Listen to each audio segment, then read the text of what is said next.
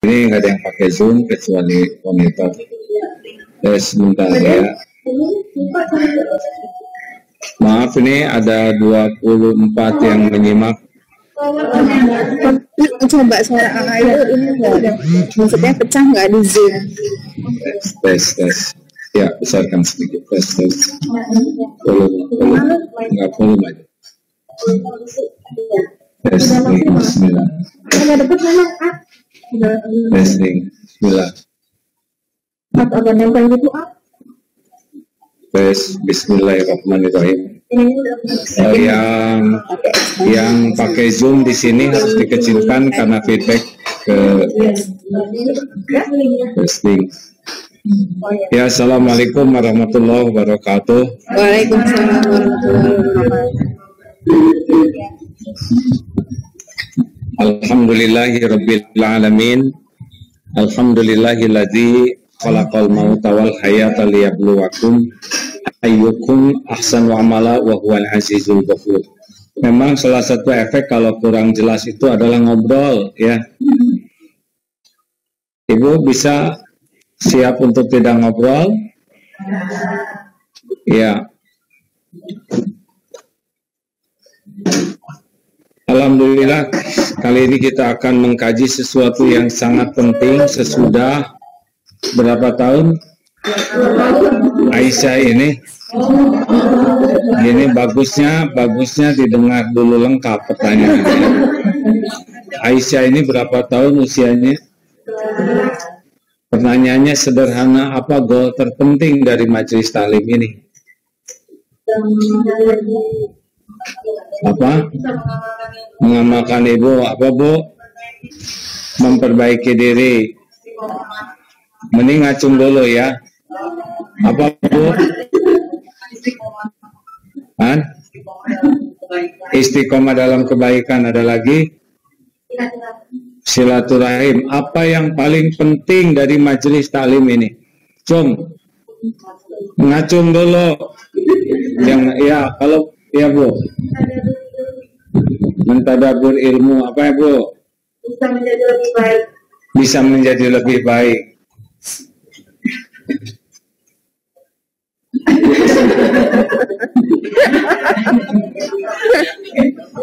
Apa yang paling penting dari majelis taklim Aisyah yang puncaknya apa? Meningkatkan keimanan, bermanfaat, semakin taat. Baik.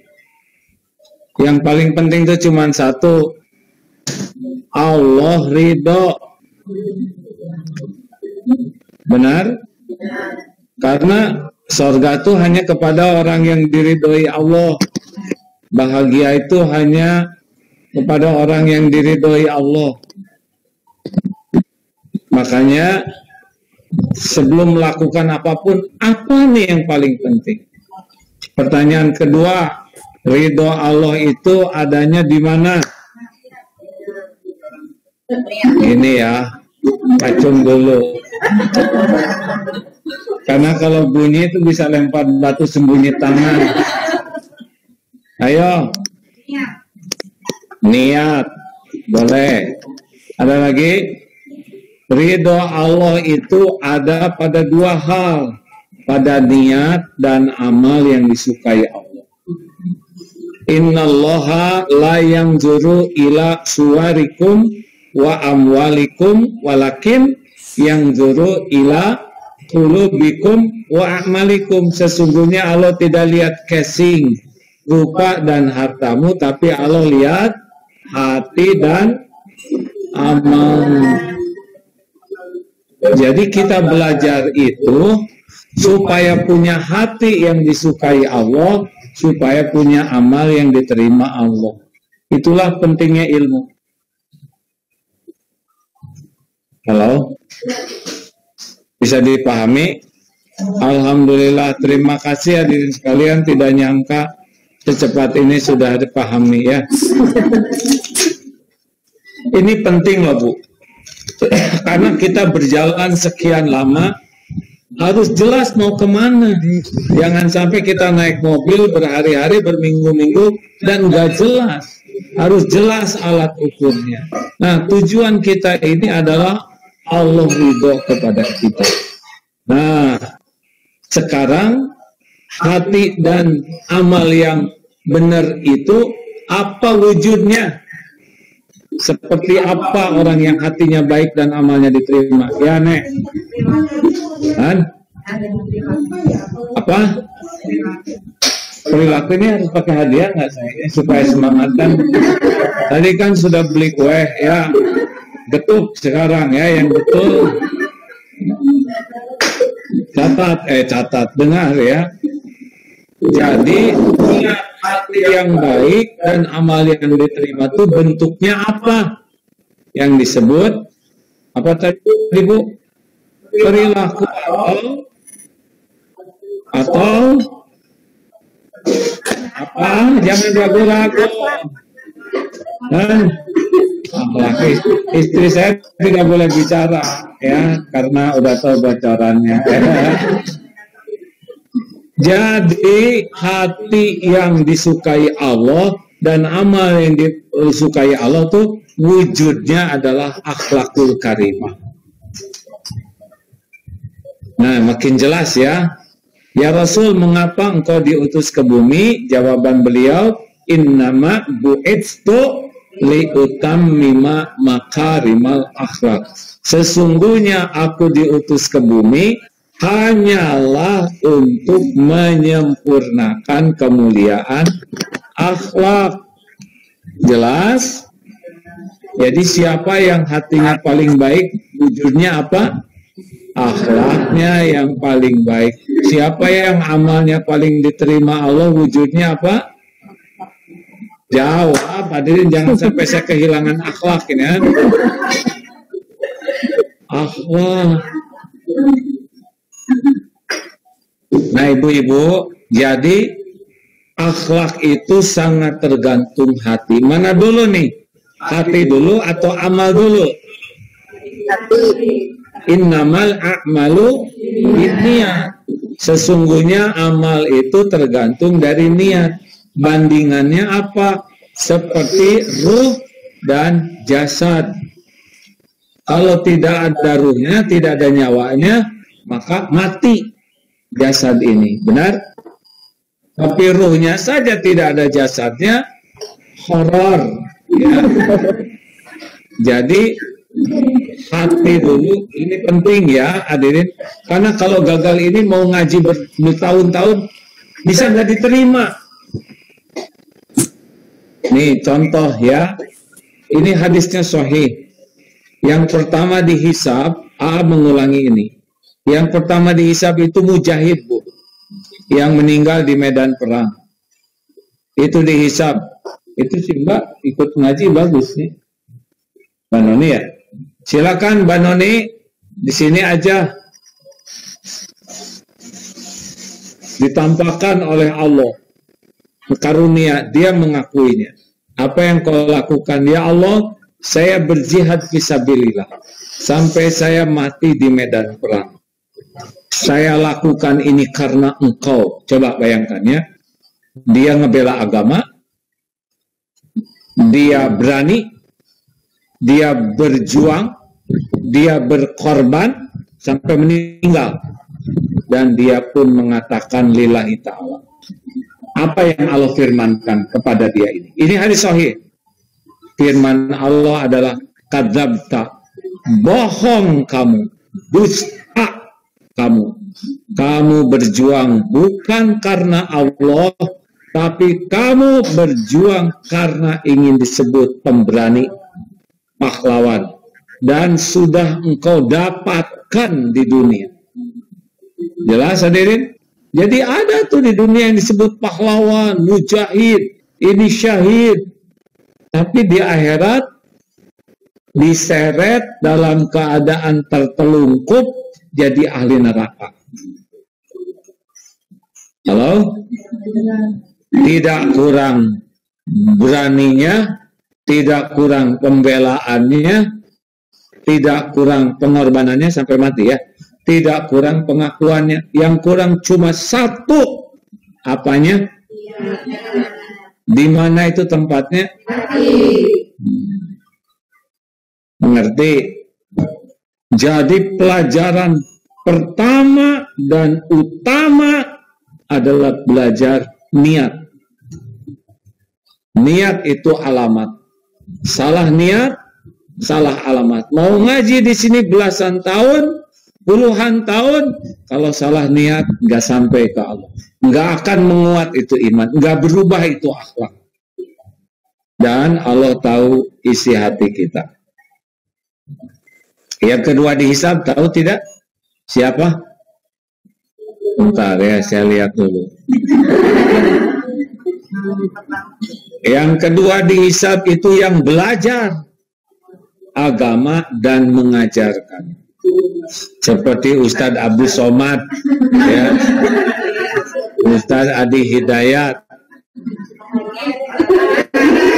Pasti pengen saya dihisab duluan. Ya. Gimana Nyai? Jadi yang belajar dan mendakwahkannya, belajar Quran dan membacanya. Itu kelompok kedua tuh. Nanti bring kelompok para orang yang pesantren, orang yang kuliah di UIN, orang yang majelis taklim, ya. Iya. UIN itu kan belajar agama. Nanti tampakkan oleh Allah nikmat semua. Ya, itu nikmat darimu. Apa yang kau lakukan? Ya Allah, saya belajar dan saya sebarkan. Kata yang Quran, saya belajar Quran dan saya baca. Apa firman Allah? Kadzabta, bohong, dusta kamu. Kamu belajar agar dianggap alim, disebut ustadz, mubalik, kondang, dai keren, syekh, kiai, itu menjadi cita-citanya. Di akhirat diseret tertelungkup masuk neraka. Padahal di dunia dikenal ini ustadz, ini syekh, ini kiai, ini habib, pokoknya ada. Karena sebutan itu udah dia ingin disebut. Dan Allah sudah takdirkan orang-orang menyebut. Tapi di akhirat tidak diterima. Tidak kurang pengetahuan agamanya, tidak kurang dalilnya, tidak kurang dakwahnya. Yang kurang satu saja. Apa? Yang kurang tuh yang ada yang baca Quran, ada. Saya belajar dan baca Quran. Kadzabta, bohong kamu, dusta.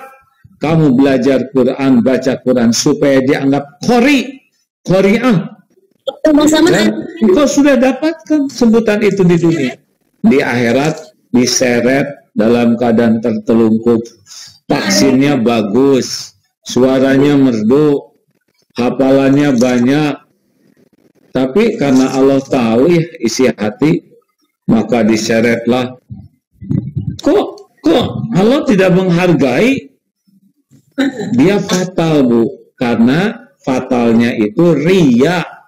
Riya itu adalah syirkul asghar atau syirik kopi. Sama syirik. Riya itu adalah punya Tuhan yang lain selain Allah. Makanya amalannya ditujukan untuk Tuhannya itu, yaitu penilaian manusia. Nih, kalau gitu apa nggak boleh? Kita pengen kelihatan bagus, dengerin ya. Ini kebenaran wanita semua, bukan kebenaran ya, asli. Ini wanita semua. Mana yang bahaya, Bu? Wanita ingin kelihatan cantik atau ingin kelihatan solehah? Mana yang bahaya, Bang?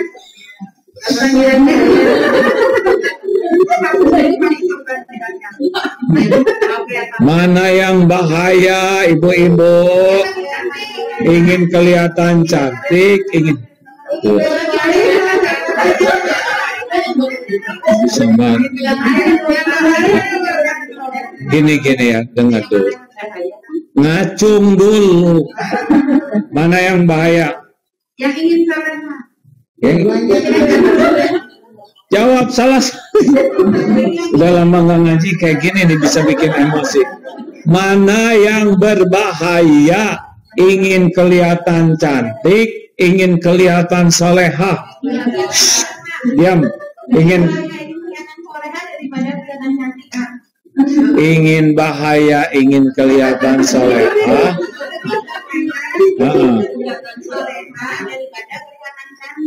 Daripada kelihatan cantik. Ini ingin masalahnya. Bukan perkara cantik atau tidak, ingin. Yang mana cok ini yang dekat gini? Yang mengsol lagi mau kena. Bukan kena. Gini. Udah, saya jawab sendiri aja. Kalau wanita, ini penting Bu, ini ilmu tauhid ya. Kalau wanita ingin kelihatan cantik, itu fitrahnya. Karena wanita, kalau lelaki ingin kelihatan cantik, bermasalah. Bolehkah wanita ingin kelihatan cantik? Boleh. Yang penting niatnya untuk siapa? Suami siapa? Suka dengerin ceramah saya ya. Saya kalau tabligh apa boleh ibu-ibu teh semangat. Untuk siapa? Suami. Pas giliran suami siapa? Saya suami. Untung ini kelihatan cantik terus punya saya. Beberapa suami mengeluh, apalagi dalam work from home.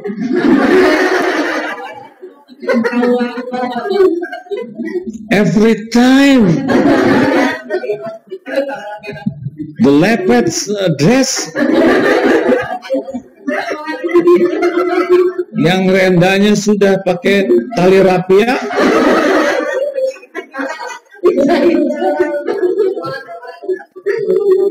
Bu, kalau wanita ingin kelihatan cantik itu mah udah Allah tanamkan di sini.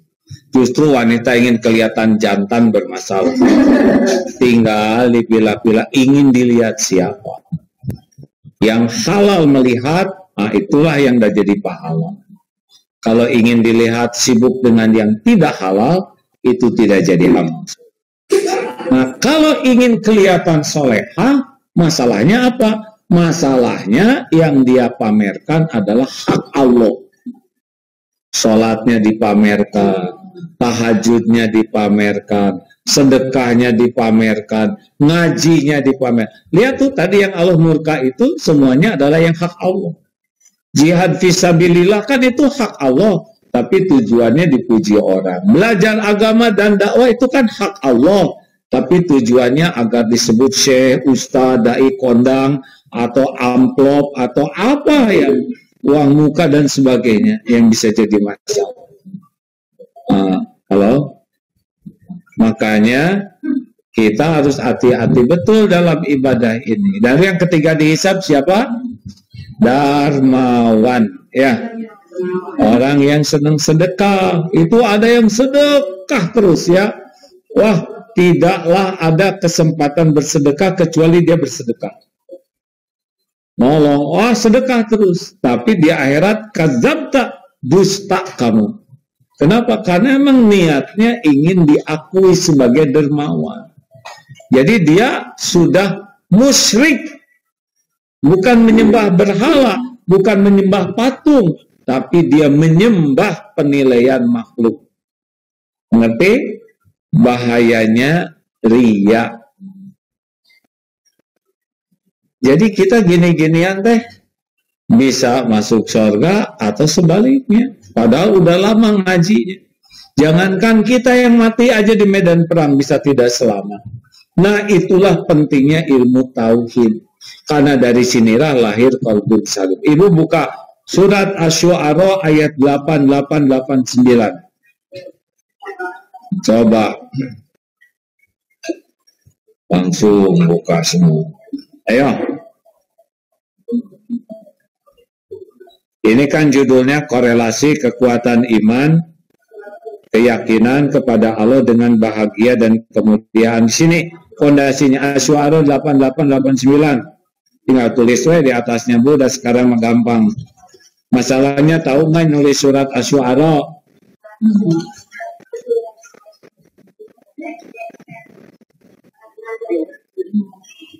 Sudah? Yauma, a'udzubillahi minasyaitonir rajim, yauma la yanfa'u malu wala banun illa man atallaha biqalbin salim. Surat Asy-Syu'ara surat keberapa? Surat 26 ayat 88-89. Coba, yauma, yaitu pada hari la yanfa'u, tidak ada, ketika itu adalah tidak manfaat malun wala banun, harta dan anak-anak, ya, illa, kecuali man atallaha, yang illa, kecuali orang-orang yang man atallaha, berjumpa dengan Allah biqalbin salim, ya. Jadi yang ketemu dengan Allah tuh bukan yang hebat banyak amalnya, tapi yang paling bersih hatinya, berkah dari ilmu dan amal. Jelas tidak nih? Jelas tidak? Tadi hebat amalnya tidak ke surga karena masalah hati. Nah sekarang ini dalilnya. Ini tidak mungkin tidak punya amal nih orang ini, karena yang membuat hatinya bersih itu amalnya.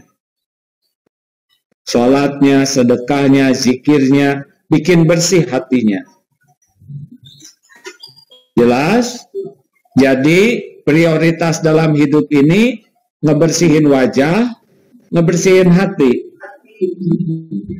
Ini teh jawab hadirin, membersihkan dua-duanya ya. Kalau nggak kayak aku jawab, Bu. Prioritas utama bersih hati. Kalau ada yang nanya, Rasul teh apa sih target dakwah Rasul teh?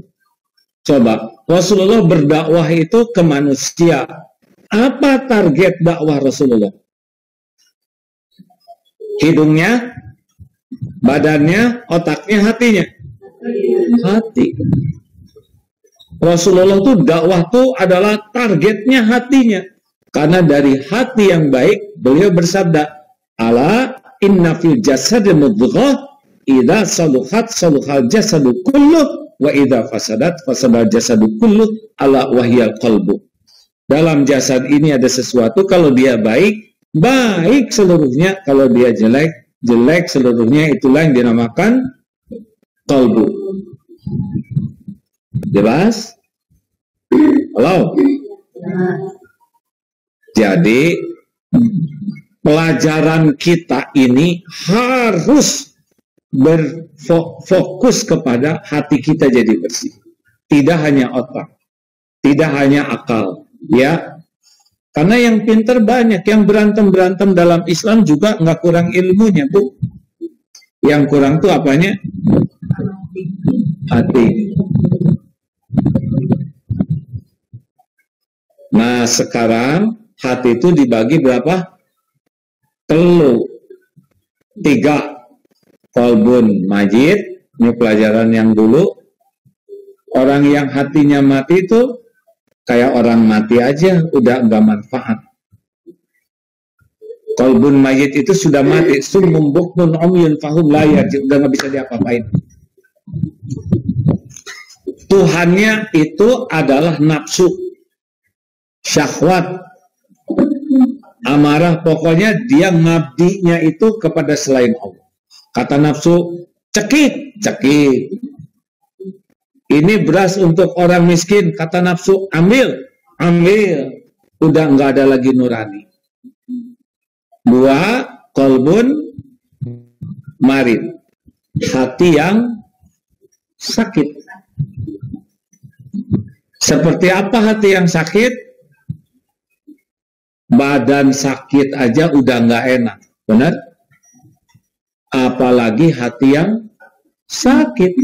Ada yang badannya sehat, hatinya sakit. Bahagia menderita. Tanya siapa tuh yang di Amerika tuh, Marilyn Monroe ya? Marilyn. Nggak kurang cantiknya, nggak kurang kayanya, repot hatinya. Yang bunuh diri itu rata-rata sehat-sehat badannya. hatinya nggak kuat. Benar? Ada yang badannya sakit, hatinya sehat, kira-kira bahagia atau menderita? Bahagia. Saya punya beberapa teman yang badannya sakit, tapi hatinya mah yakin ke Allah. Anteng aja. Lebih anteng dari yang sehat-sehat badannya takut sakit. Kan ada yang sehat takut sakit. Kalau yang sakit tidak takut sakit, udah. Ya. Kayak orang punya piring mahal, takut pecah. Tapi kalau udah pecah nggak takut lagi. Ya. Makanya supaya tidak takut pecah, pecahin. Lanjut. Orang yang sakit ini, Bu, tergantung tingkat komplikasinya. Penyakitnya itu namanya Shimuntaki Ucidun. Udah pernah dengar belum? Nggak ada di buku mana-mana, karena saya ngarang. Ya. Syirik, munafik, simun, takabur, simun taki, dengki, ujub, cidun, cinta dunia. Coba diulangi. Ya terserah aja lah ini. Oh, simun cari dun.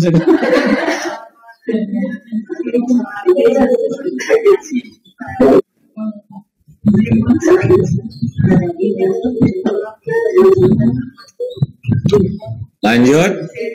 Ini yang di Zoom masih monitor tidak nih? Wih, hilang yang di Zoom nih. Boleh ditulis ini yang di Zoom, di chat, monitor enggak? Ya, menyimak ini.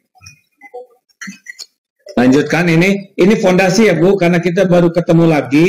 Saya harus memulai dengan meriset. Mau apa nih kita ngumpul gini? Ya, kalau pengen ke surga itu cuma satu, hanya orang yang diridhoi Allah aja. Saya pengen masuk surga, gimana supaya masuk surga? Ya diridhoi Allah. Yang diridhoi Allah itu yang bagaimana? Yaitu yang memiliki akhlakul karimah. Akhlakul karimah lahir dari mana? Dari qalbun salim. Nah, qalbun salim teh ada dua kakinya nih Bu. Amalan hati itu ada dua kakinya. Satu kepada pencipta, itu benar-benar la tusyrik billah, bersih dari kemusyrikan. Jadi kepada Allah, bersih dari kemusyrikan, kepada ciptaan Allah, rahmatan lil alamin. Kan ada pencipta, Allah Subhanahu wa taala, ada ciptaan. Benar? Nah, orang yang memiliki akhlakul karimah itu sumbernya dua ini, Bu. Dia tidak menuhankan apapun dan siapapun selain Allah, dan kepada makhluk ciptaan Allah rahmat, sayang. Bukan hanya ke manusia ya, tapi ke binatang, hewan, pohon, tumbuhan. Irhamu man fil ard yarhamkum man fis sama. Sayangi yang di bumi, yang di langit menyayangimu. Makanya orang-orang yang penyayang mah disuka. Jangankan sesama manusia, binatang aja bisa suka. Betul? Ibu pernah lihat yang video singa meluk itu? Ya, udah meluk terus dikunyah itu kan? Bukan, ini dipeluk. Kenapa? Nah, Allah takdirkan kalau kita mengeluarkan aura sayang dengan ikhlas ya, maka yang disayangi ini oleh Allah dibuat menyayang. Nah, itu banyak di luar negeri itu. Greenpeace yang sayang. Ya sayangnya dia baru ke makhluk. Tapi ke penciptanya, nah ini jadi masalah. Makanya orang baik sama orang baik sama binatang tidak termasuk akhlakul karimah. Baru termasuk berakhlak kepada makhluk saja. Akhlakul karimah itu harus berakhlak juga kepada penciptanya. Bisa dipahami nih Bu, datangnya Islam itu karena di Jazirah Arab, walaupun waktu itu jahiliyah, ada akhlak bagus Bu, seperti memuliakan tamu, melindungi orang, ya banyak hal-hal yang baik. tidak brutal semua, enggak. Tapi ya tidak ada apa-apanya kalau ke penciptanya dia musyrik. Halo? Nah, makin jelas ya urutannya ya. Yang kita cari ridho Allah kepada orang yang benar-benar bertakwa. Yang bertakwa itu adalah orang yang buktinya akhlakul karimah. Akhlakul karimah ini lahir dari qalbun salim. Qalbun salim itu intinya adalah kepada pencipta tidak menyekutukan Allah, kepada ciptaan rahmatan lil alamin. Rasulullah tuh wa ma arsalnaka illa rahmatan lil alamin. Tiadalah kami mengutus engkau Muhammad kecuali membawa rahmat bagi alam semesta. Jadi yang sering di kita itu adalah kenapa umat Islam dengan umat Islam bertengkar? Salah satu penyebabnya bukan karena kurang ilmu, tapi kurang katih tayang. Ya. Mengerti? Itu masalah kita ya. Kurang katih tayang. Jadi suka cebal terus. Padahal syahadatnya sama, Allahnya sama, Rasulnya sama, Qurannya sama, sholatnya sama, zakat sama. Tapi kenapa bertengkar? Itu dia sifat rahmat di hatinya belum maksimal kepada saudaranya. Nah, itu babnya yang lain nanti ya, ada bab khusus sekarang. Bab utama bagian saya adalah bagaimana ikhtiar kita supaya qalbun salim ke Allah ini bersih. Saya baru niat dan berusaha ya, belum termasuk. Tapi saya sudah lihat orang-orang yang oleh Allah diberi karunia hatinya bersih itu luar biasa. Makin bersih hati itu iman makin naik, Bu.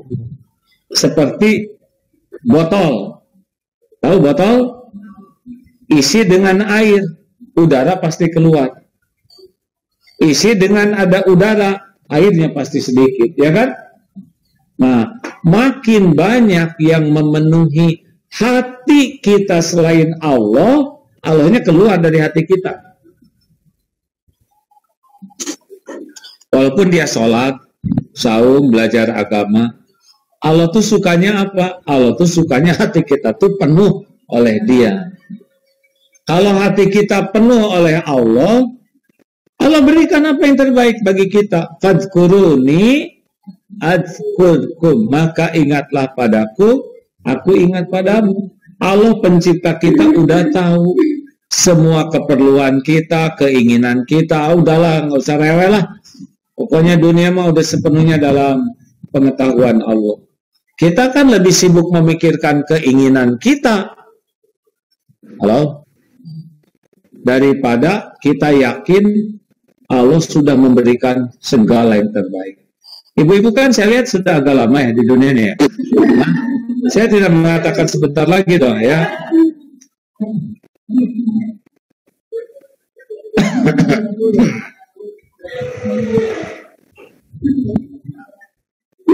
Nah, Bu, jadi tugas kita yang paling penting sekarang apa? Adalah membersihkan hati. Dari apa?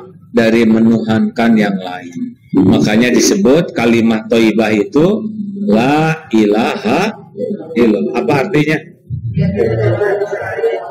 Siapa yang bisa menceritakan arti la ilaha illallah bebas? Siapa? Ya. Tidak ada selain Allah itu tidak hanya Allah, tapi segala sesuatu yang dituhankan atau yang tadi. Nggak usah nyebutin saya, enak tuh yang sendiri sebutin. Masuk ke manusia dan sebagainya tadi. Baik. Terima kasih. Ada lagi? Ayo, ini kan suka syahadat enggak? Udah syahadat belum?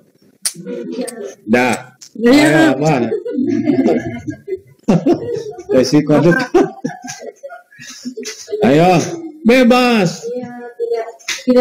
Tidak mengucapkan selain Allah itu ya kayak misalnya suka dengan barang. Suka dengan barang. Nggak mau berbagi tadi sebanyak gitu. Kan dia menuhankan barang itu. Menuhankan tuh gimana? Menuhankan tuh gimana? Menuhankan itu mencintai banget. Mencintai banget. Hop, dah segitu aja. Nanti nggak kebagian yang lain. Menuhankan tuh seperti apa, Mak? Cepat. Ini kajian tauhid. Ayo. Ngacung, jangan suka selempar batu sembunyi. Udah Mak pakai masker nggak ketahuan. Ya, Bu. Hop, satu aja. Sangat mencintai. Sangat bergantung. Ada lagi? Ngacung, Nyai. Oh, ya. Ya. Ayo. Jangan takut salah. Mumpung bersembunyi di masker ya enggak? Ayo, ada lagi baru 2 nih. Bebas ya. Takut kehilangan. Bisa menuhankan itu?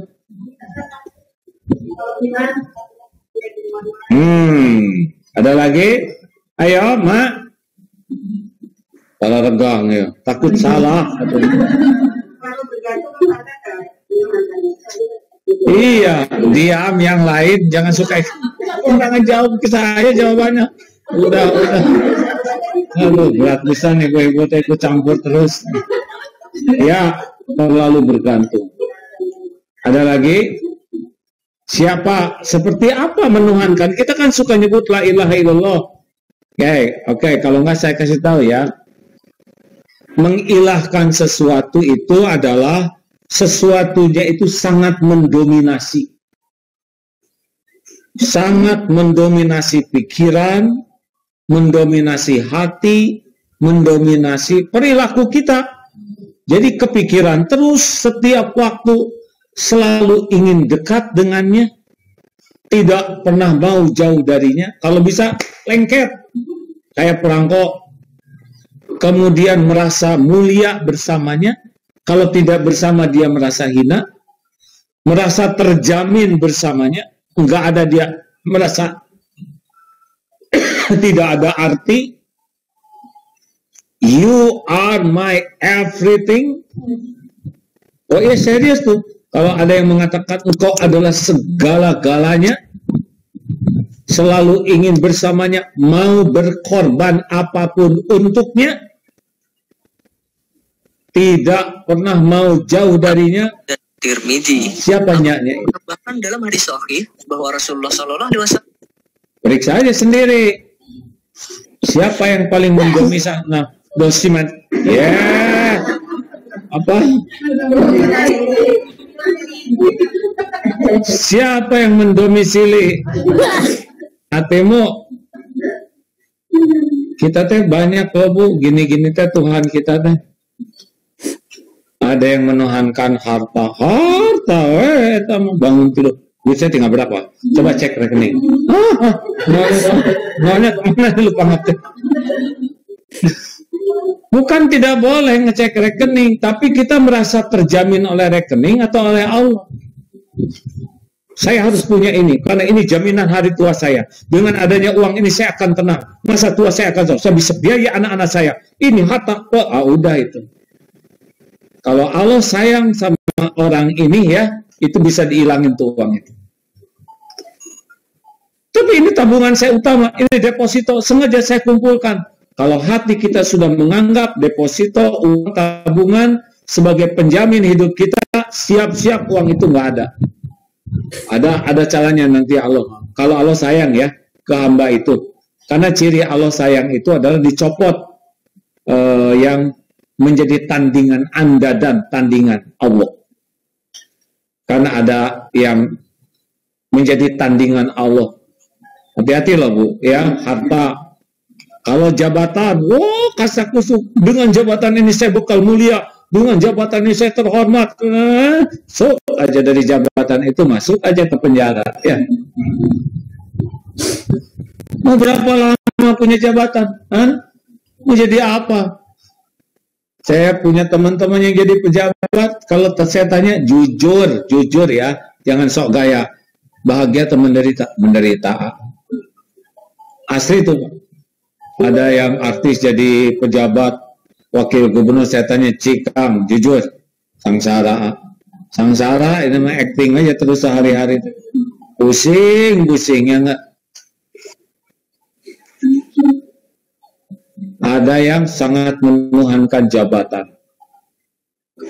Ya, jabatan mah jawabannya sederhana. Ali Imran ayat 26. Allah berikan jabatan kepada siapa yang kehendaki, Allah ambil dari yang kehendaki. Kalau enggak mah stres, padahal itu udah ada couplingnya, Bu. Kayak Pak Jokowi. Kalau waktunya jadi mah jadi aja. Prabowo kalau waktunya menjadi menteri mah menteri ya enggak. Walaupun dibela oleh emak-emak.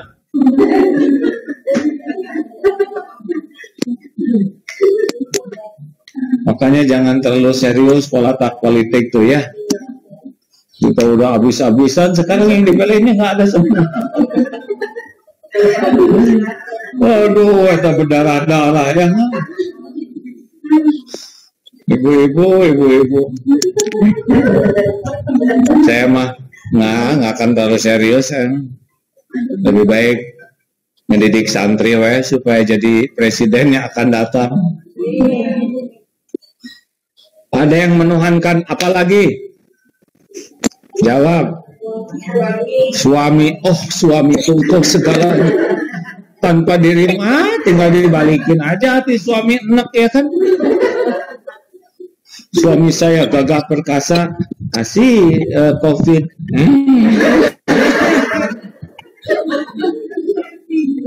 Serius itu. Dan kita nggak tahu berapa lama umur suami, betul tidak? Oh, ini tadi saya lihat kan ya dari ini ada menjauh sih. Itu secara usia udah lebih senior, profesor,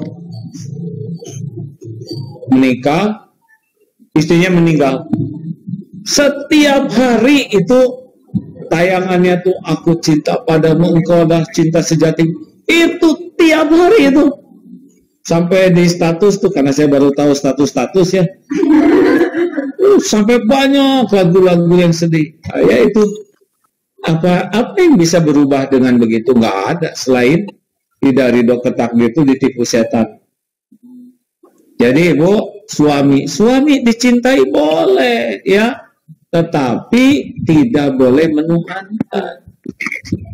Jadi cinta ke suami ya hanya cinta ke makhluk sebagai perintah Allah mengabdi ke suami, tetapi semua ini harus karena perintah Allah ya. Tidak boleh suami didahulukan daripada perintah. Kalau kata suami jangan pakai jilbab, nah ini kan Allah yang dipatuhi ya. Jangan sampai menurut ke suami mengalahkan perintah Allah. Dan kalau suami nggak ada masalah karena Allah selalu ada. Ibu teh ciptaan siapa? Jawab. Yang menghidupkan ibu siapa? Yang mencukupi rezeki selama ini siapa? Jawab benar. Yang nutupin aib ibu siapa? Yang ngasih pahala siapa? Yang punya sorga siapa? Yang bisa ngampuni ibu siapa? Suami apa dong? Ntar, namanya kan yang udah berupan. Suami teh apa jadinya?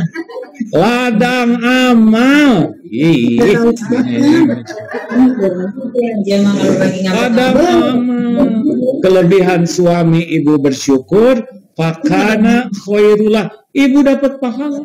Di umat mau. Suami pasti ada kekurangan dan kesalahannya, dan ibu bersabar serta membantu memperbaikinya, ibu dapat pahala. Saya tuh ingin suami saya begini.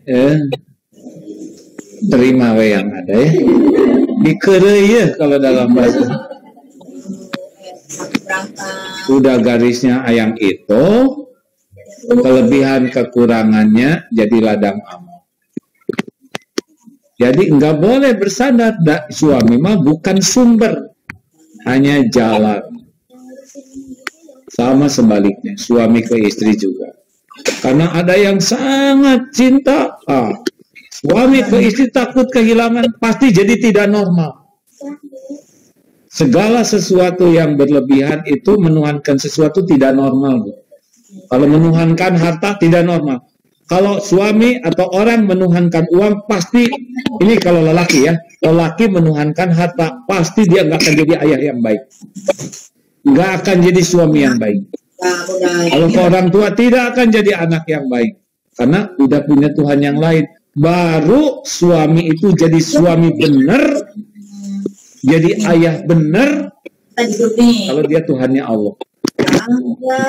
Mungkin tidak nih. Kalau dia sudah yakin ke Allah, baru dia ke istrinya jadi sebaik-baik suami. Ke anak-anaknya berusaha sebaik-baik orang tua. Ke orang tuanya sebaik-baik anak. Tapi kalau ada Tuhan yang lain, ke siapa-siapa nggak baik, kecuali ke Tuhannya itu.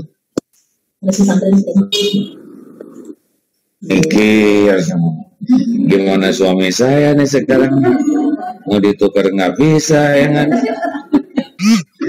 Kan tadi udah dibilangin. Udah garisnya kalau adanya itu udah qadarullah ya itu ya. Syukuri dan sabari. Gak ada suami seperti malaikat. Ini ada seseorang suaminya galak, istrinya tuh merasa tiap hari itu digerus dosanya oleh suaminya. Sok aja ambil terus. Jadi kalau dimarah tuh ya, ada suaminya dominan, kerjanya nyalahin. Tenang ya. Allah sudah tahu apa yang saya lakukan. Allah menyaksikan apa yang saya perbuat. Kamu ini gak ada gunanya. Jadi istri gak berbuat apapun. Oh, tahu ya Allah. Tenang dia tahu Allah melihat semuanya. Nah lanjut ya. Apalagi yang suka dituhankan? Anak. Oh, ada yang anakku segala-galanya. Pada anakku ciptaan Allah. Anak itu milik Allah. Setiap saat anak itu ada dalam genggaman Allah. Anak itu amanah dari Allah. Kita mah nggak bisa apa-apa sama anak. Ibu pernah ngurus ininya nggak, Bu? Bagaimana menciptakan satu helai rambut anak? Jawab, hadirin. Yang so memiliki anak teh, coba sebutkan bagaimana cara membuat sehelai rambut anak. Nah, paling juga. Ngecek itu, ngecek ada yang kebuka itu. Apanya? Suara. Iya. Oke, bentar ya, Bu. Ada. Akbari Adlan. Tidak. Punten, kebuka suaranya. Tutupin ya. Oh, di mute ya. Nggak mempan ini. Ya, terima kasih Pak Akbari. Mari mulia. Ini tuh semuanya nggak sengaja kebuka ya. Tidak ada yang sengaja. Pokoknya Patin, jadi banyak begini nih. Pak Akbari Adlan, mohon ditutup dulu ya. Pokoknya kalau ada kejadian, kepada orang beriman harus husnuzon. Enak kan? Oh nggak sengaja, enak. Oh nggak sengaja berulang-ulang, karena ini nggak sengaja nempel. Siapa lagi yang jaga ini selain ayah? Oke.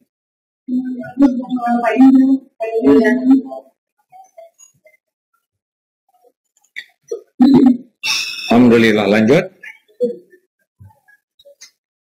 Jadi, apalagi kira-kira yang dituhankan? Penampilan. Bukan tidak boleh berpenampilan baik, tapi jangan menuhankan penampilan. Atau awetmu sang. Ya. Kita harus siap jadi tua. Kalau kata Terini Sibah, kita itu menikmati menjadi tua. Ya dinikmati. Nggak mungkin ibu muda terus. Nanti ketukar dong dengan cucu. Ya. Ibu dulu pakai seragam SMA lucu ya.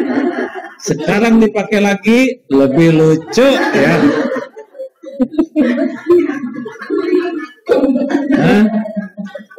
Bagus loh Bu, pakai ada reuni teman-teman SMA pakai segala ketawa terus ya. Memang seragamnya sama Bu, yang beda tuh bentuk ya.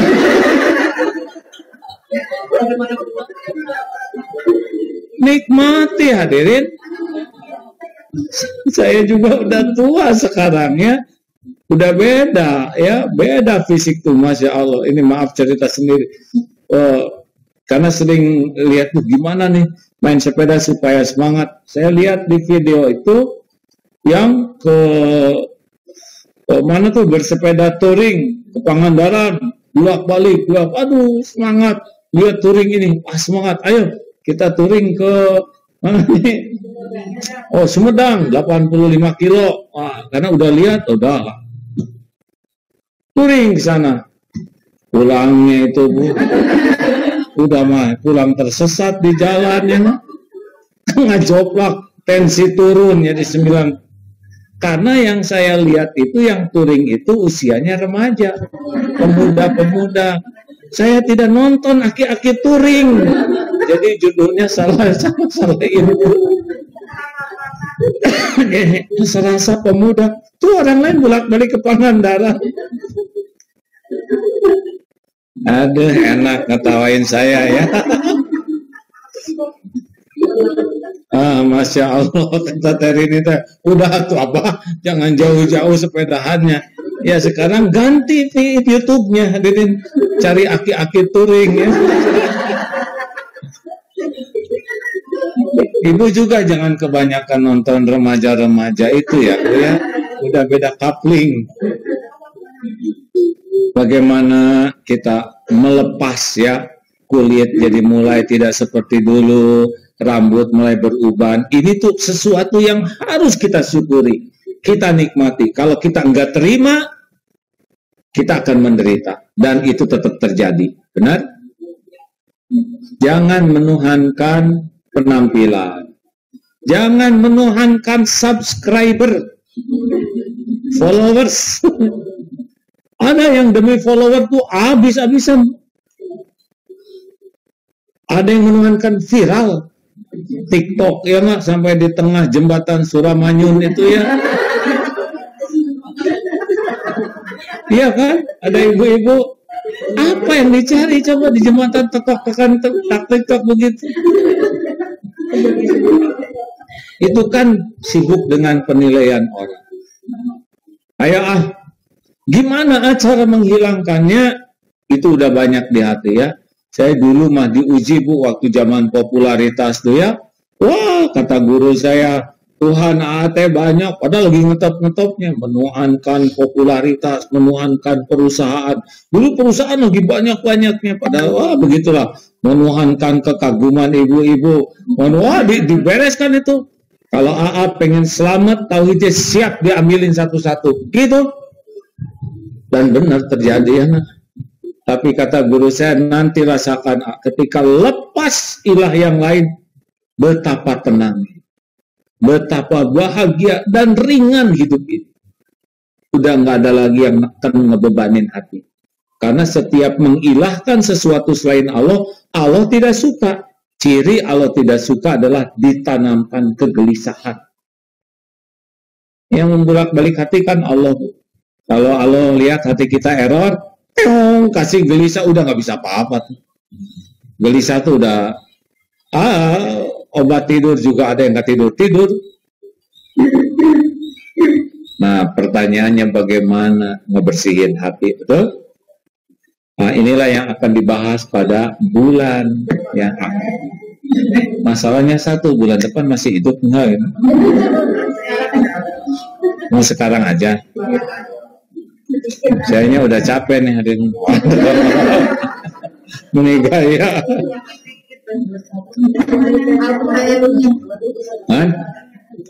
Ini baru judul hadirin udah berkeringat gini. Nah jadi setidaknya ibu sekarang sudah jelas ya, kita kumpul di Aisyah tuh apa goalnya, kita belajar itu supaya punya hati yang bersih. Hati bersih minimal ada kepada pencipta kita, tauhidnya. Nah untuk bersih hati itu kita syaratnya harus kenal kepada Allah. Jadi harus belajar asma wa sifat Allah. Kan tauhid itu ada 3. Tauhid rububiyah, yaitu rububiyah itu seperti penciptaan. Siapa yang menciptakan kita? Tiada pencipta selain Allah. Tiada pemberi rezeki selain Allah. Itu rububiyah. Tiada yang mengurus jagat ini selain Allah. Nanti tauhid yang kedua namanya tauhid uluhiyah. Kita tidak mengabdikan hidup kita kecuali hanya kepada Allah. Nanti yang ketiga tauhid asma wa sifat Allah. Seperti asma Allah tuh hanya bagi Allah saja dan sifat Allah, tidak bagi yang lain. Nanti ibu harus belajar ini. Karena tidak mengenal, maka tidak bisa yakin. Nah, belajarnya dari siapa? Ada yang bisa menjelaskan tentang Allah ini secara teori, tapi ada juga yang bisa menjelaskan dengan teori dan rasa. Coba Bu, saya mau nanya gini ya. Bagaimana nih kalau pagi hari ya, di tempat dingin, sejuk gitu, habis sholat subuh, kemudian disiapkan singkong rebus ya, yang direbusnya itu menggunakan air garam plus air bawang putih ya, jadi agak merekah. Kemudian digoreng pakai minyak non kolesterol ya, sehingga merekah, ada tuh yang enak. Kemudian dipakai royco sedikit di atasnya ya.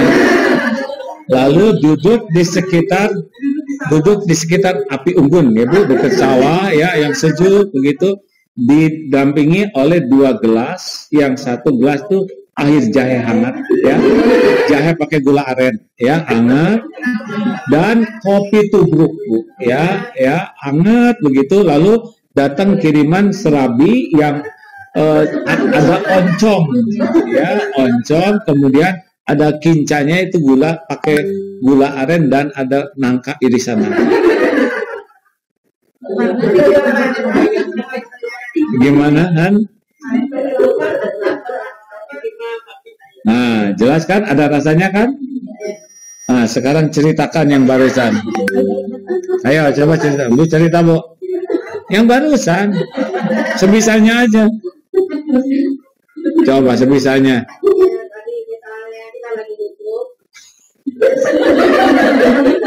Kami sambil kita dulu. Nggak apa, bebas Bu, nggak ada yang salah Bu.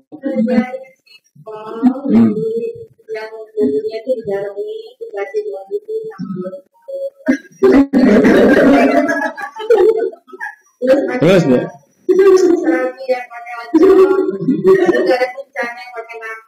Kok nggak ngepek? Bagus Bu, bagus. Nggak apa-apa. Ngepeknya beda, ya. Efeknya beda kan? Saya tidak mengatakan beliau salah, ya. Tidak Bu, karena tidak wajib Ibu seperti yang saya katakan. Saya hanya ingin cerita bahwa sesuatu itu ada rasanya. Pertanyaannya, mana yang lebih berasa? Maaf ya Bu ya, yang diceritakan oleh Ibu atau saya? Nah, ilmu tauhid juga gitu. Kenapa saya bisa menceritakan singkong ini, dan saya bisa mengulanginya 10 kali, 20 kali dengan rasa yang sama? Kenapa coba? Karena saya kebun singkong di sana tinggal 5 pohon lagi. Tiap pagi Bu, saking enaknya singkong itu direbus, kasih roy, aduh nikmat sekali itu ya. Saking ini merasakan, terbayang enaknya, dan ketika diceritakan itu udah bukan ngatur kata-kata, tapi ungkapan jiwa. Makanya disebut apa? Kopi janji jiwa ya. Nah, Ibu tadi udah berusaha keras menyampaikan, tapi yang Ibu sampaikan, maaf, adalah sekuat tenaga dengan pikiran mengulang apa yang saya sampaikan. Betul tidak? Jadi tidak salah sama sekali Bu. Tapi itu mencerminkan ilmu tauhid itu begitu. Jadi ada yang ceramah tentang Allah, tapi daya rasa yakin ke kitanya kurang. Bisa dipahami Bu? Nah, di dunia ini ada beberapa, nggak tahu berapa banyak, hamba Allah yang oleh Allah diberikan nikmat yakin. Tidak harus dalam status ulama. Biasanya yang ulama itu yang punya tugas besar, yaitu memberikan keyakinan ke banyak orang. Tapi ada juga hamba-hamba Allah yang diberikan yakin, mungkin pembantu rumah tangga, mungkin tukang sate, mungkin tukang cleaning service, ya. Tapi dia derajatnya di sisi Allah itu tinggi. Cirinya derajat di sisi Allah tinggi adalah keyakinan. Jadi ketakwaan itu bergantung tingkat keyakinan. Jelas nih Bu? Nah kalau ibu punya guru seperti itu nikmat sangat besar. Punya kawan ahlul yakin, karena itulah yang punya rasa. Dan itu nular. Jadi kalau ingin tahu nikmat terbesar adalah diberi guru yang yakin ke Allah, sehingga kita bisa ikut yakin. Diberi teman atau siapa yang dekat dengan kita yakin ke Allah, nular keyakinan. Itu yang langkah yang harus dicari, ya. Bukan berarti ilmu yang lain tidak boleh, bagus semuanya juga ya. Ilmu syariat bagus, ilmu wakaf bagus semua. Tetapi kalau fondasi ini nggak dapat, ya kita bisa bertengkar tuh dengan ilmu-ilmu itu. Ilmu kunut aja bisa bertengkar nanti. Kalau ke Allahnya kurang dan kesayangnya kasih sayang ke orangnya kurang. Memang dalilnya benar, tapi rasanya ini. Jadi kadang-kadang saya paling benar. Ini ilmu yang benar, yang lain salah. Saya yang bakal ke surga, yang lain ke neraka. Itu kenapa? Karena lupa bahwa Allah yang menentukan. Nih Bu ya, maaf ya. Ini katakan ada seorang sholawat. Sholawatnya tidak seperti yang mirip dicontohkan Rasul. Kata yang ini, wah itu bid'ah. Kata yang ini, wah saya nggak tahu apa-apa. Saya di kampung ini. Guru saya cuma satu. Kami tidak tahu tentang teknologi. Saya rasa ini sholawat inilah yang benar. Dan saya mencintai Rasulullah. Saya merindukan Rasulullah. Hatinya tuh ada cinta ke Rasul. Padahal nggak ngerti tuh sholawatnya. Dan ilmunya memang cuma itu. Dibanding yang banyak sholawat, Allahumma sholli ala sayyidina Muhammad. Tapi Allah tahu di hatinya tuh tidak ada ya cinta ke Rasul. Kemudian kadang emosi terus, beda dengan yang dicontohkan Rasul. Rasul kan sangat kasih sayang. Cara Allah menilai itu beda. Halus sekali. Sampai lubuk hati yang paling sembunyi. Wa asiru qaulakum awijharu bih innahu alimum bidati sudur. Mau engkau rahasiakan dan engkau rahasiakan kata-katamu atau engkau zaharkan seperti ini, wa asiru qaulakum awisharu innahu, sesungguhnya Allah, dia Allah tahu apa yang ada di dalam isi hati. Walaqad khalaqnal insana wa na'lamu ma tuwaswisu bihi nafsuhu, dan kami menciptakan insan dan kami mengetahui apapun yang dibisikkan di hatinya. Wa nahnu aqrabu ilaihi min hablil warid, dan kami lebih dekat, Allah lebih dekat daripada urat leher kita. Jangan membayangkan Allah ada di sini ya, tapi semua yang ada di tubuh ini adalah ciptaan Allah, diurus oleh Allah. Bagaimana mungkin Allah tidak tahu? Dalam surat Al-An'am ayat 59, daun jatuh pun Allah sudah tahu ya. Bagaimana kita ngadil? Seperti apa nanti yang yakin ke Allah tuh ya bahagia, tenang. Ingat aja ke Allah, karena semua yang ada ini adalah ciptaan Allah. Semua yang ada adalah milik. Coba nanti ke jalan ya Bu ya. Ibu niatkan saya ingin lihat buatan Jepang. Gitu aja niatnya. Keluar dari sini aja. Nah, only. Saya nggak boleh nyebut merek ya. Only yang di belakang itu Yamaha, ya kan? Itu siapa si joki ya. Terus itu kawas mini.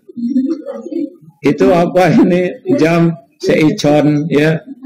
Sarit ya kan?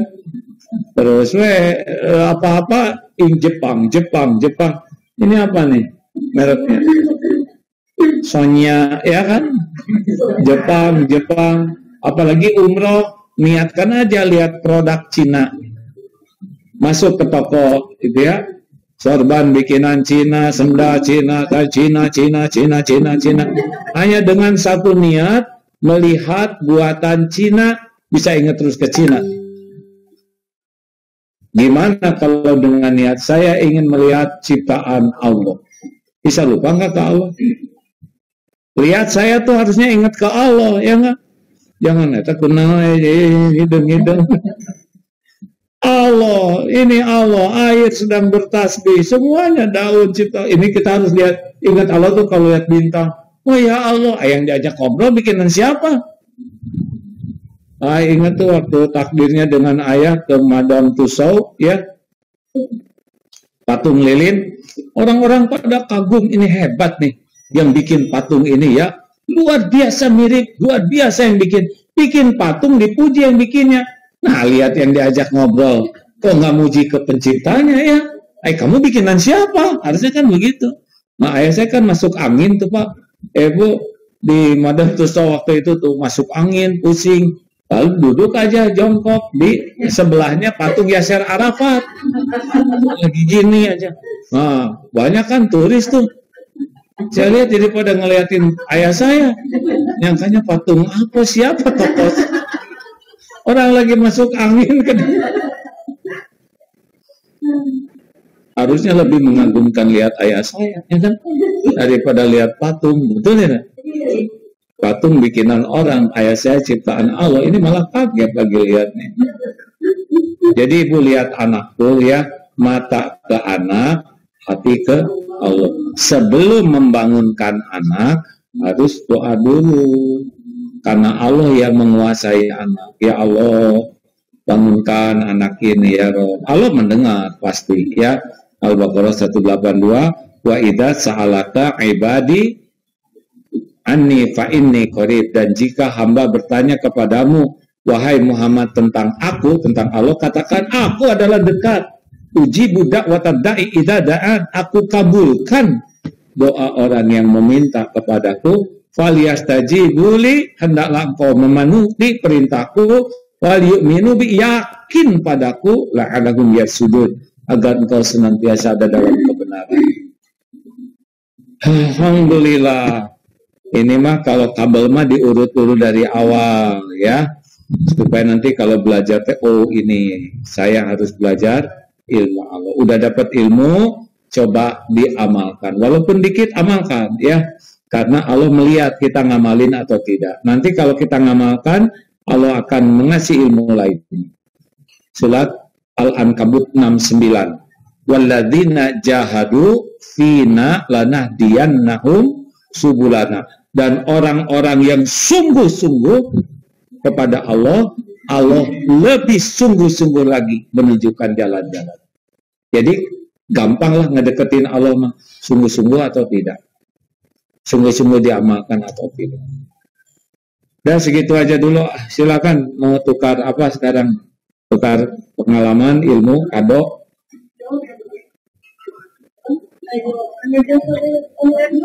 Oh, online. Punten.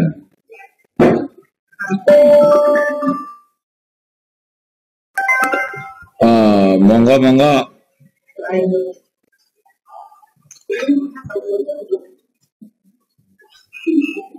Lain kali pakai sound system jerewet begini, energinya lumayan. Alhamdulillah. Ibu, tiap pagi saya siaran jam 5 sampai jam 6 di medsos saya khusus tentang, apalagi malam Jumat ya. Malam Jumat itu adalah Asmaul Husna Bada Isya. Dari setengah 8 sampai setengah 9. Bisa di medsos, di radio, di IG ada, di YouTube ada, Facebook, radio, TV, MQTV ya. Saya malam Jumat dari setengah 8 sampai setengah 9.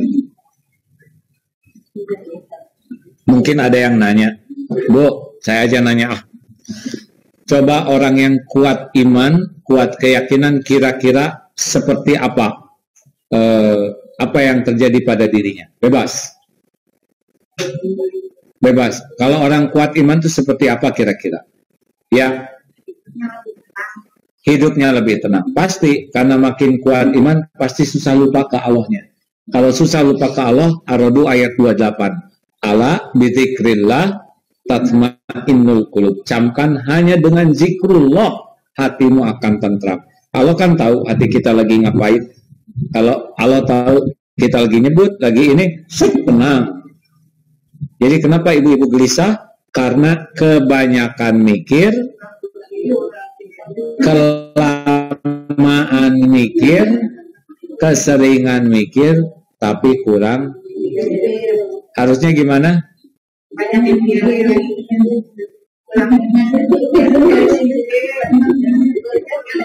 Gini ya, jangan suka maksain diri ya.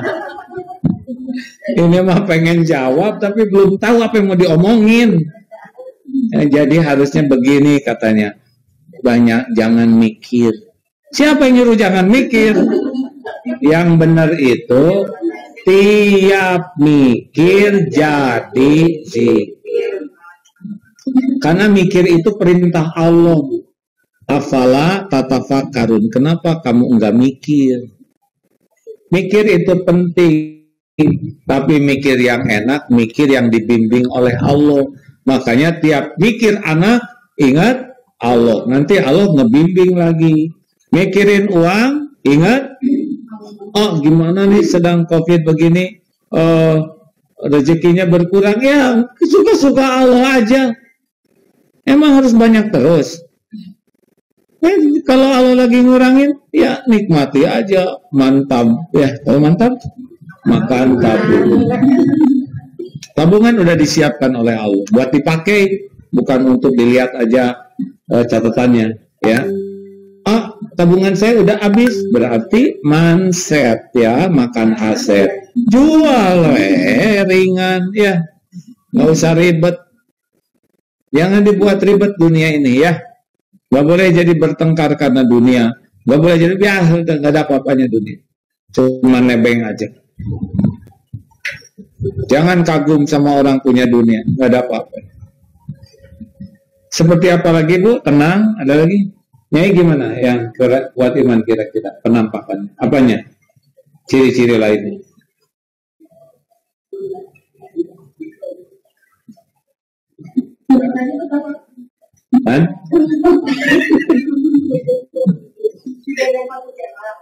Tidak gampang kecewa.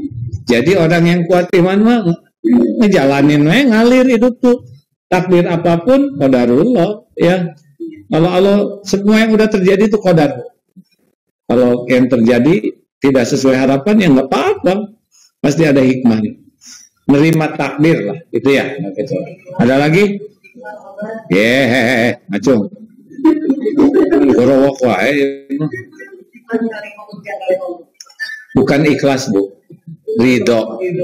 Kalau ikhlas itu dalam beramal. Memang bahasa Indonesia kadang-kadang ikhlas ya, tapi yang tepat itu dalam sedekah ikhlas, dompet hilang ridho. Ya ada lagi Bu. Itu mah nggak pernah ngejawab sama sekali itu. Ditanya dia, nggak ditanya dia. Bu, apa ciri-ciri orang kuat iman kira-kira apa? Acung Bu.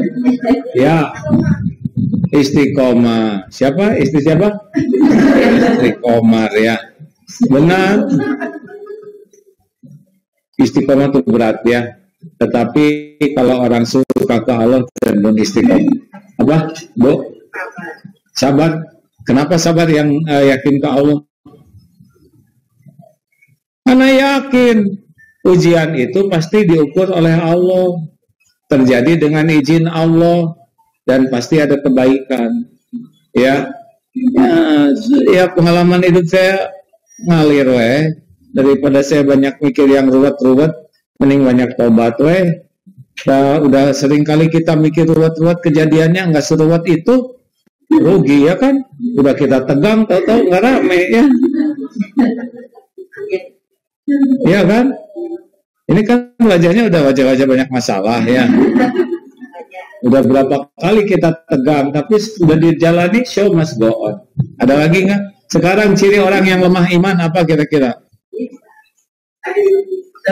Ini enak pisan dibalikin yang tadi yang bisa, yang ada ini, yang lebih intelek atau Bu ya? Apa? Ya nggak enak hidupnya, Bu. Dan nggak mau ibadah ke Allah. Nggak mau sujud, karena saat terdekat hamba dengan Tuhannya itu sujud. Nggak ada lagi. Jadi kita, tapi ahsanu ya, bukan aksar. Tapi lebih banyak sujud dengan berkualitas itu lebih enak. Kalau belum bisa banyak, yang ada harus berkualitas. Karena ini kening ini nggak bisa sujud, Bu, kecuali yang yakin ke Allah. Nggak betul sujudnya. Kalau ibu sujudnya seperti kejedot, ya, orang yang kurang iman tuh kurang doa. Jadi males doanya juga basa-basi.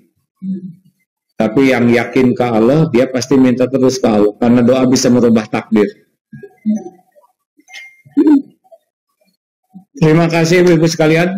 Saya kira konsumsi saya sudah cukup ya. Ya, boleh.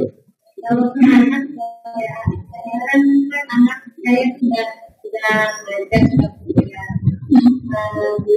Anak saya itu nurut, kalau saya kasih tahu cerita. Tapi terkadang ketika mungkin anak itu sekolah besar atau ketika dia nadanya tinggi gitu. Itu kan biasanya anaknya nurut, sekarang begini gitu. Itu apakah karena gini, saya kasih tahu dia barusan hampir marah gitu. Saya kasih tahu katanya aku nggak marah, tadi ibu gue yang keras gitu kan. Jadi akhirnya saya harus nasihati dulu atau udah istighfar aja gitu. Ibu harus istighfar dulu beneran. Karena boleh jadi kan anak itu lebih banyak menduplikasi, Bu. Iya, Bu. Kekuatan perkataan dengan contoh yang dilakukan itu lebih kuat contoh. Nggak usah ngomong juga bisa tersinggung. Gitu. Nggak pakai kata ya kan. Jadi gini, Bu, Rasulullah tuh di dalam teori perubahan itu yang pertama itu adalah keteladanan. Nah, kita harus tobat itu jangan-jangan kita memberikan keteladanan yang salah. Itu yang harus kita tobatin pertama. Yang kedua, kita kurang sungguh-sungguh pakai hati juga ya. Jadi sebagai orang tua tuh banyaknya itu harus banyak tobat. Banyak minta ampun dan banyak minta tolong ke Allah. Karena sebetulnya mudah bagi Allah membulak-balik hati anak itu. Ya.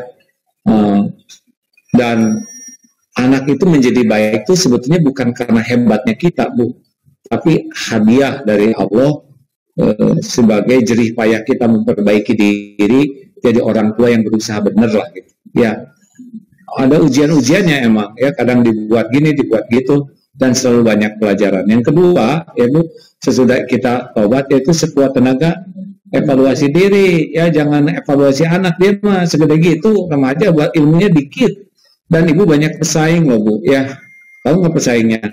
Komputer yang lebih menarik, ya kan? Nah, sekarang misalkan kita galak ke anak, gitu ya. Terus kata anak teh, ini teman saya sholatnya belang betong, tapi baik sama saya. Ibu rajin sholat, galak melulu, ya nggak? Apa sholat bikin galak gitu? Ini saya. Sabar dong, nak, sabar. Nah, ini teh pelajaran sabar, pelajaran marah, ya. Evaluasi terus, minta ampun. Tapi ada kekuatan yang luar biasa yang saya pelajari dari teori itu adalah memang kekuatan ketulusan kasih sayang itu, Bu. Kita suka ke kucing tuh, pus ini pus, ya. Kan sayang, ya nggak? Tapi apakah gitu ke anak enggak?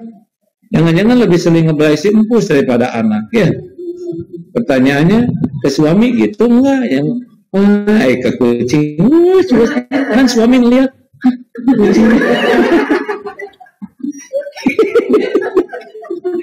panggil kucing juga, Bu.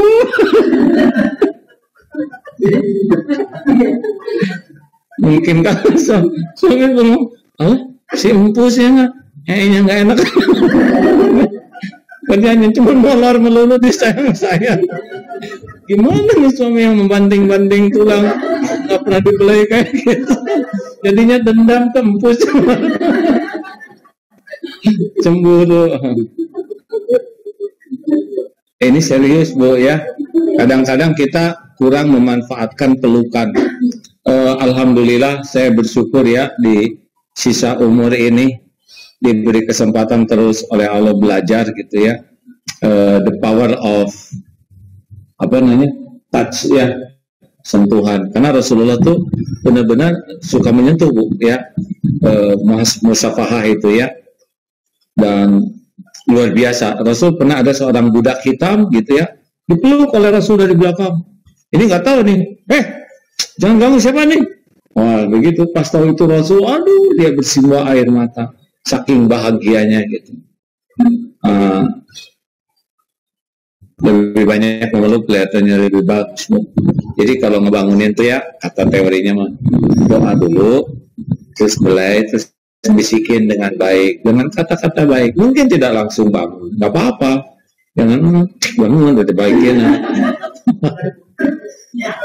Jangan, apalagi ngebangunin pakai kaki, Allah kan ngelihat ya kan. Belai aja kan Allah ngelihat, kita lagi ngebelai anak, Allah lihat. Kita lagi ngebelai, lagi ngedoakan, Allah juga tahu kita lagi berbisik. Kan tidak ada yang tidak dilihat oleh Allah, ya. Dan Allah nanti yang ngebangunkan. Tapi ada yang lebih dari itu adalah mungkin ditanamkan di hati anak itu ya, rasa bersyukur, punya orang tua yang baik, kemudian banyak pelajaran yang ternyata harus lembut. Jadi tidak cukup hanya ngebangunin sholat. Nah kenapa anak jadi keras begitu ya? Kita evaluasi, mungkin ada nada kita atau memang Allah menguji anaknya dengan sesuatu sikap ya. Tapi yang pasti apapun sikap anak ladang amal bagi orang tua. Jangan dibalas ya Bu ya. Ya, pertanyaan terakhir. Oh dari rumah. Alhamdulillah enggak ada. Terima kasih semuanya nih yang di rumah. Ini pada masih kosong, cukup tuh di sana ya. Bisa ditambah berapa maksimal ini? 25 tambah 41 ya. Ya nanti mudah-mudahan ke depan bisa. Ini sudah divaksin kan? Kalau belum nanti di itu aja vaksin. Terima kasih Ibu Bapak yang baik juga yang menyikapi di Zoom. Tidak ada pertanyaan sepertinya. Allahumma sholli ala Sayyidina Muhammadin wa ala alihi wa ashabihi ajma'in. Allahumma inna ala zikrika wa syukrika wa husni ibadatik. Ya Allah, tolonglah kami ya Rabb agar selalu ingat padamu. Jangan biarkan hati kami lupa dan lalai darimu. Karuniakan kepada kami hidup yang selalu bersyukur ya Allah. Indahkan dengan kesabaran ketika ujian harus kami jalani. Bukakan hati kami selalu berbaik sangka padamu ya Allah. Senantiasa ridho dengan ketentuan. Ya Allah, berikan kepada kami nikmatnya ibadah, khususnya sholat. Berikan kepada kami ya Allah doa-doa yang Kau ijabah. Cukupi kami semuanya dengan rezeki yang halal ya Allah, yang barokah. Karuniakan kepada kami qalbun salim ya Allah. Allahumma inna na'udzubika min an nusyrika bika syai'an na'lamu wa nastaghfiruka lima la na'lamu. Ya Allah, kami berlindung kepadamu dari kemusyrikan terhadap apa-apa yang kami tahu, dan kami mohon ampunanmu dari apa-apa yang tiada kami tahu. Ya Allah, berkahi majlis ini, karuniakan lahir batin sehat walafiat, karuniakan kepada kami istiqomah, dan jadikan akhir hayat kami semua husnul khatimah. Wa na'udzubika min su'il khatimah. Rabbana atina min ladunka rahmah wa hayyi lana min amrina rasyada. Rabbana atina fid dunya hasanah wa fil akhirati hasanah wa qina azabannar. Amin ya rabbal alamin. Assalamualaikum warahmatullahi wabarakatuh. Waalaikumsalam warahmatullahi wabarakatuh.